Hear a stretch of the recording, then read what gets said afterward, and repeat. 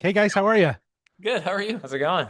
I'm doing well. I'm doing well. I'm very excited to have you both on the Geekcentric podcast. I love the first film, and the second one did not disappoint. It's bigger, it's wilder, but it still feels very grounded in the Ready or Not world. I want to start with the one thing that I loved about the first one, and I absolutely loved about the second one. Is just how you can go from being completely horrified to then suddenly laughing your ass off in some of these scenes. How do you guys go about balancing terror and absurdity without one killing the other? We talk about this a lot because it's what we love. We love to Yeah. be able to go into a scene and be like, you're gonna get scared, you're gonna laugh. If we're really lucky, you might tear up a little bit. It's like you never kind of know what that mixed bag is gonna be. But for us, it always, always, always 100% of the time just comes back to a grounded performance and making sure that the character, that the actor is believes what's happening and is playing it real. And once that exists, that truth exists, we can push how fucking insane things are. And so within that, if the person is really scared, then the audience is scared. And that allows us to kind of uncork that humor or whatever it is around that basic idea. But performance, it's all the actors doing the work for us. And we just sit back and watch. And just watch it unfold. Well, you're talking about performances. Samara Weaving is outstanding as our guide into this satanic world, and I love that we pick up with her right after the events of the first film.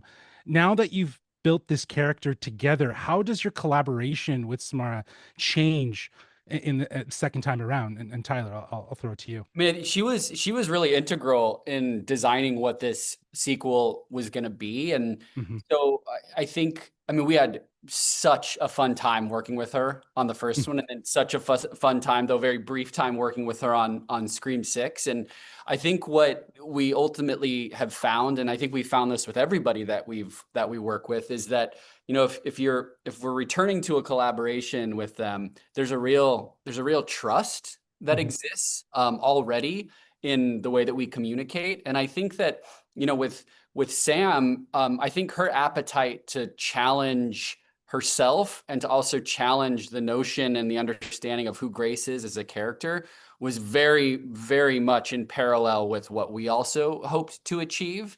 And I think you feel that. I think you learn some new things about Grace, like we're shining a light into some like dark corners of her life. And Mhm. then on a very sort of practical, tactile level, we like really also wanted to put Grace through a different hell, a more amplified version of it. And I think we also knew we'd be putting ourselves through that, like in the process of designing this and making it. And so knowing that you have somebody you genuinely love and trust to lock arms with and like walk through the process with, it was just it's where our sense of pride really comes from, that we get to Mhm.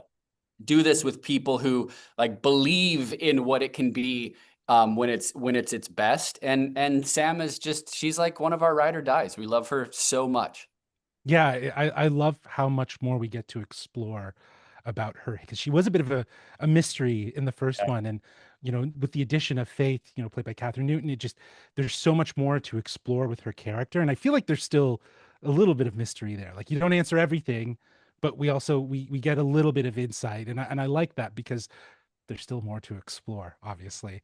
Now, you guys shot in Canada. That's where I'm from. I'm from Toronto. I know you guys shot in, I think, Hamilton and Niagara. Yep. I Yeah, wanted to and know. Royal York. Yeah. Oh, you shot at the Royal York too?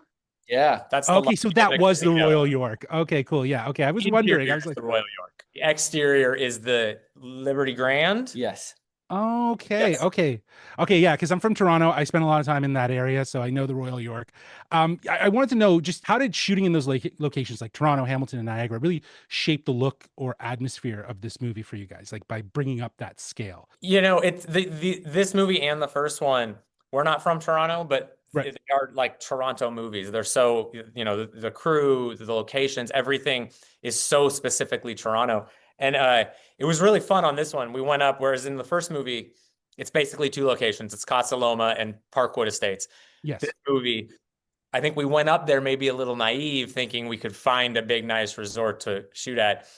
We did not find that. We found about 20 different locations that we could hodgepodge together to create this really big, nice resort.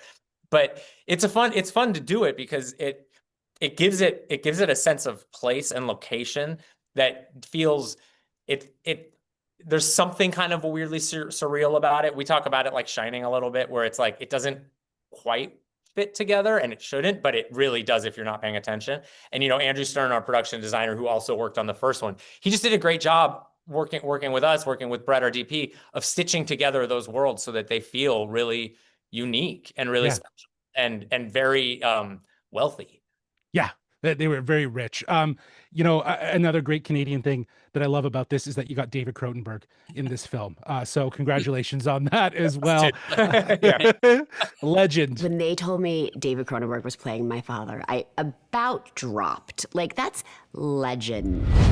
Well, thank you guys so much for joining us on the Geekcentric podcast. I am so stoked for people to see this follow up, and I can't wait to see what you guys do next. Thank you, Justin. Thank you. Yeah, appreciate it.